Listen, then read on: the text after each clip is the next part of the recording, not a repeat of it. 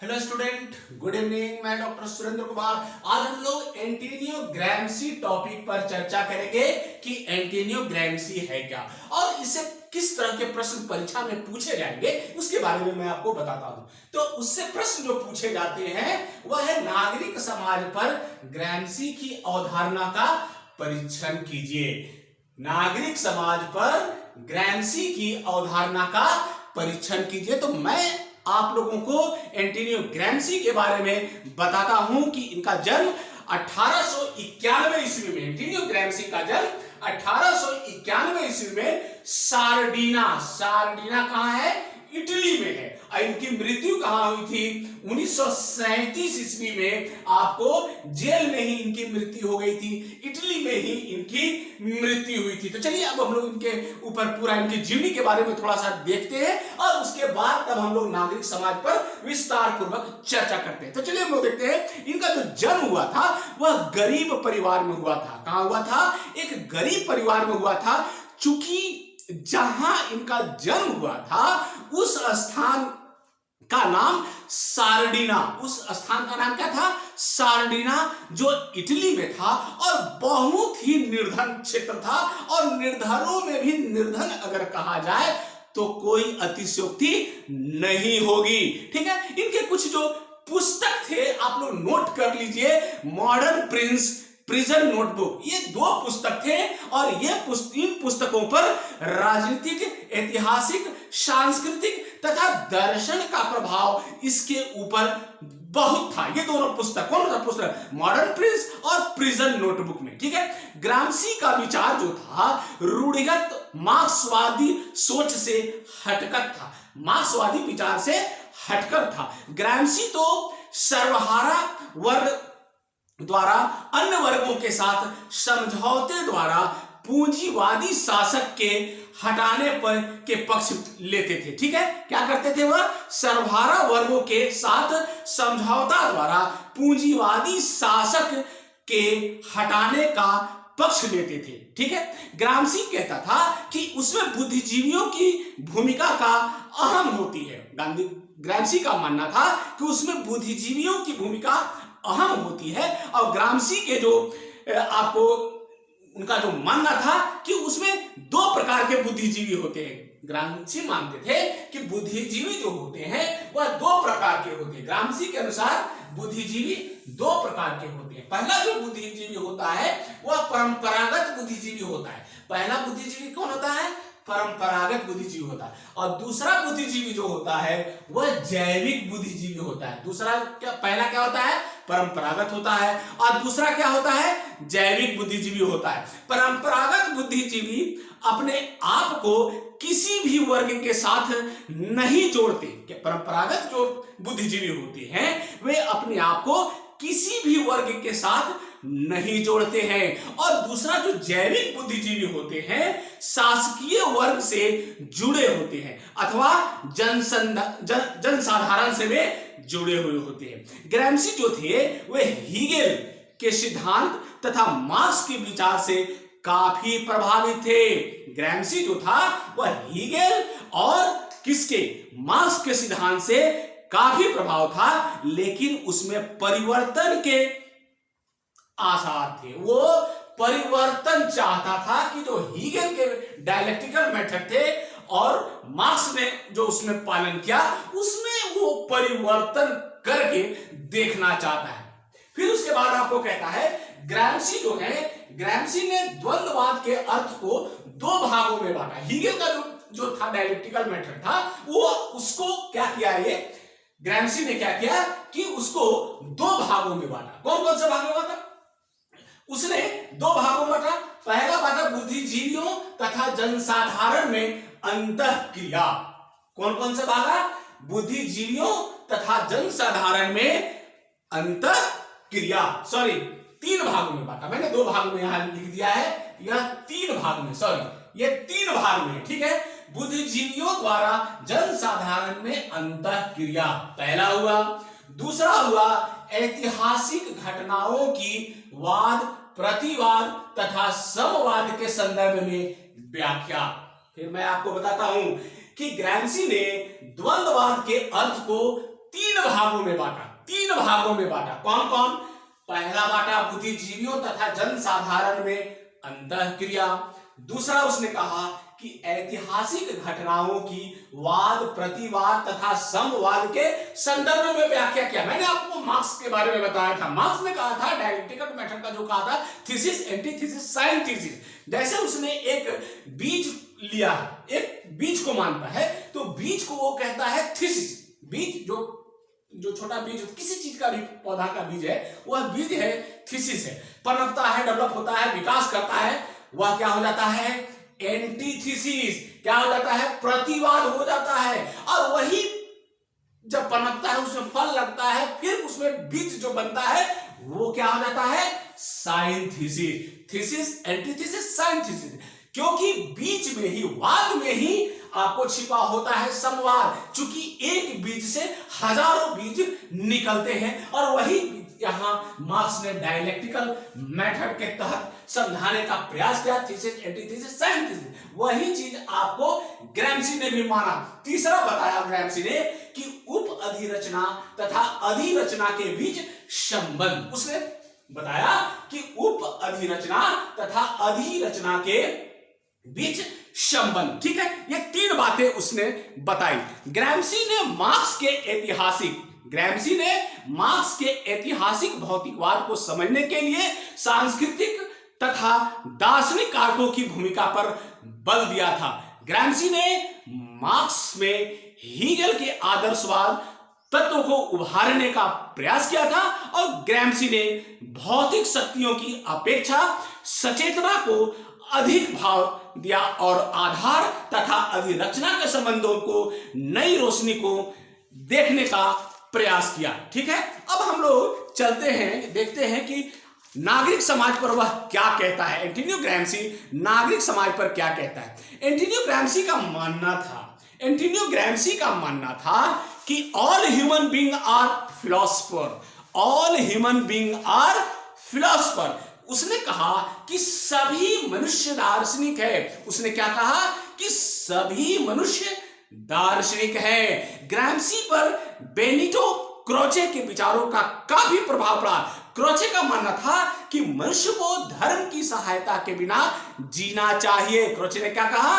Croce ने कहा कि मनुष्य को धर्म की सहायता के बिना जीना चाहिए और वह जी सकता है।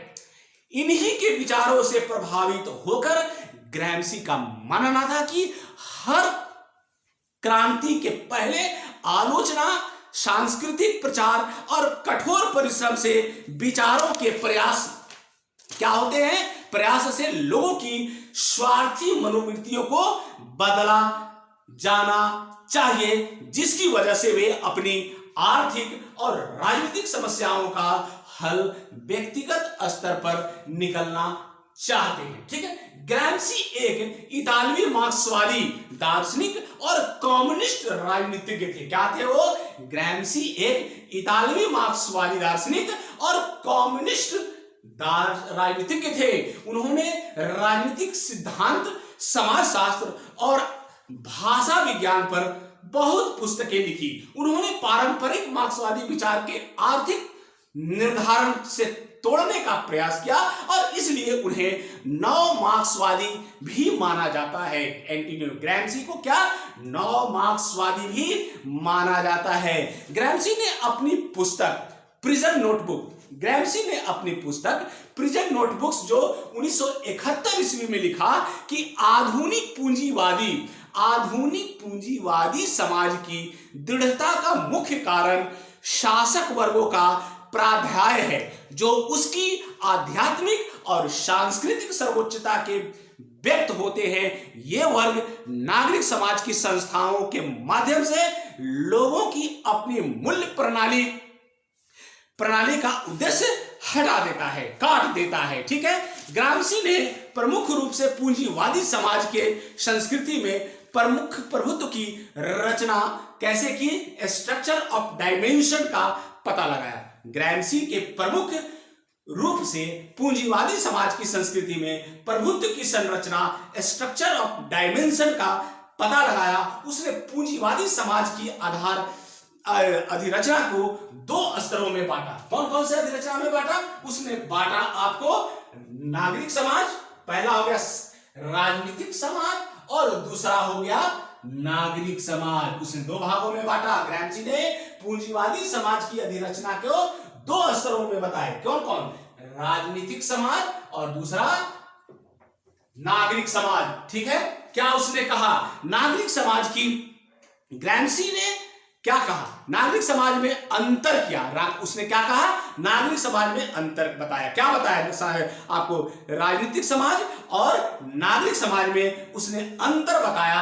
नागरिक समाज के तहत उसने कहा कि ग्रैमसी ने नागरिक समाज को ही विशेष बल दिया, राजनीतिक समाज को उसने ज्यादा विशेष महत्व नहीं दिया, उसने नागरिक समाज को ही ज्यादा महत्व दिया। क्या कहा? नागरिक समाज की संरचना जैसे परिवार, स्कूल, धार्मिक संस्थाएं इत्यादि लोगों को समाज में व्यवहारिक नियमों से परिचित कराती है। नागरिक समाज की संस्थाओं जैसे परिवार, स्कूल, धार्मिक संस्थाएं इत्यादि लोगों को समाज में व्यवहारिक नियमों से परिचित कराती है और उन्हें शासकों के प्रति स्वाभाविक सम्मान का भाव रखना सिखाती है। ठीक है, ग्रैमसी का कहना था कि साम्यवादी आंदोलनों की मूल रणनीति पूंजीवादी राज्य को ध्वस्त करने तक ही सीमित नहीं रहनी चाहिए, बल्कि उसे मूल्यों और मान्यताओं के क्षेत्र में बुजुर्ग तत्वों के प्राध्याय का अंत करने में ही उतनी ही तत्परता दिखानी चाहिए। ठीक है, ग्रैमसी का मानना था कि ध्वस्त पूंजीवाद की राख में से समाजवाद अपने आप नहीं उठ खड़ा होता। उसने मार्क्सवादियों को यह समझाने का प्रयत्न किया कि उन्हें अर्थशास्त्र की मृग तृष्णा से मुक्त होकर संस्कृति, साहित्य, नैतिक और दार्शनिक वाद विवाद के मैदान में पूंजीवाद के विरुद्ध वैचारिक संघर्ष जारी रखना चाहिए। मैं आपको एंटोनियो ग्रैमसी के बारे में बताया, जैसा कि जब हम लोग चलते हैं साम्यवादी विचारधारा में, जब हम लोग देखते हैं तो सबसे पहले आपको मार्क्सवाद आता है। मार्क्स आता है, कार्ल मार्क्स मतलब इनका जन्म जो 1818 में हुआ, जर्मनी में हुआ और इनकी मृत्यु हुई 1883 ईस्वी में। कहां हुआ? इंग्लैंड में। फिर उन्हीं के जो अनुयायी थे लेनिन हुए। इनका जन्म हुआ 1870 ईस्वी में। कहां जन्म हुआ? रूस में हुआ। और इनकी मृत्यु कहां हुई? रूस में ही हुई 1924 ईस्वी में। फिर उसके बाद उनके जो नीचे आए माओ से तुंग, इनका जन्म चीन में हुआ और 1893 ईस्वी में, और इनकी मृत्यु हुई चीन में ही बीजिंग में। कब? 1976 ईस्वी में। ठीक है, फिर उसके बाद चलाइए एंटोनियो ग्रैमसी जो मैंने आपको बताया 1891 में सार्डिना इटली में और 1937 ईस्वी में जेल में ही इनकी मृत्यु हो गई। फिर उसके बाद आ गए जॉन पॉल सार्त्रे। इनका जो जन्म हुआ 1905 ईस्वी में पेरिस में हुआ, जो फ्रांस में है, और 1980 ईस्वी में इनकी मृत्यु हुई। कहां हुई? पेरिस में ही, जो फ्रांस में। ठीक है, अब आ जाइए जॉन रॉल्स जो 1921 ईस्वी में अमेरिका में हुआ और मरे कब? 2002 ईस्वी में अमेरिका में इनकी मृत्यु हुई। यह मैंने आपको इसलिए बताया कि यह साम्यवादी विचारधारा है। उसी में आपको एंटोनियो ग्रैमसी का भी जो जगह आता है वह चौथा में आता है। पहला में मार्क्स, दूसरा में लेनिन, तीसरा में माओ से तुंग, चौथा में एंटोनियो ग्रैमसी। अब कहां? 1818। आप देखेंगे 1818 में इनका जन्म होता है, मार्क्स का जो साम्यवादी विचारधारा है। अब उसके बाद आ जाइए एंटोनियो ग्रैमसी जो 1891 में इनका जन्म होता है। विचारधारा में परिवर्तन होता है, समय के अनुसार परिवर्तन होते रहता है, समाज में परिवर्तन होता रहता है, देश में परिवर्तन होते रहता है, संस्कृति में परिवर्तन होते रहता है। आप जब पूरे एनालिसिस करेंगे तो देखेंगे कि पूरा जो थीम जो होता है वह पूरा का पूरा चेंज हो जाता है। अब जब देखेंगे इन सारे विचारकों की विचारधारा को अगर आप पढ़ लेंगे, मार्क्स, लेनिन, माओ से तुंग, एंटोनियो ग्रैमसी, जॉन रॉल्स, आपका जॉन पॉल सार्त्रे, एंटोनियो ग्रैमसी, तो देखेंगे कि सबके विचारों में कुछ ना कुछ परिवर्तन आता है। जैसे दैट मैं आपको जिस तरह से मैं आपको बता रहा हूं कि मैं आप लोगों को पढ़ा रहा हूं, आप भी एक समय टीचर बनेंगे। हो सकता है कि हमारी बात से आप सहमत नहीं हो, मैंने जो पढ़ा आप पढ़ेंगे तो हो सकता है कि आप कुछ अलग सोचेंगे, बच्चों को कुछ अलग ढंग से समझा सकते हैं, तो यही विचारधारा में परिवर्तन आता है। तो मैंने आपको एंटोनियो ग्रैम्शी के बारे में पूरी बातें बता दी है और मुझे विश्वास है कि परीक्षा में से प्रश्न जरूर पूछे जाएंगे। तो आप लोग इस वीडियो को जरूर देखें, रिवीजन करें, ताकि एंटोनियो ग्रैम्शी से जो भी प्रश्न पूछे, जिस तरह से प्रश्न पूछे, आप उसका जवाब बहुत सरलता से दे पाए। थैंक यू, धन्यवाद।